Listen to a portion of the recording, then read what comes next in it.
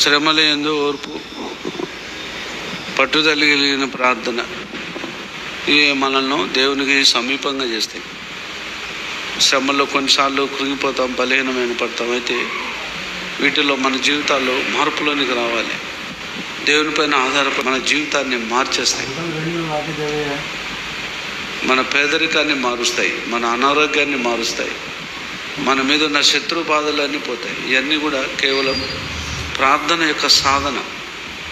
ఎన్నెన్నున్నా మనం మన జీవితాల్లో విశ్వాసంతో కూడిన ప్రార్థనలు లేకపోవడాన్ని బట్టి మన ఆత్మీయ జీవితం పెరగదు. మనుషులపైన ఆధారపడతాం.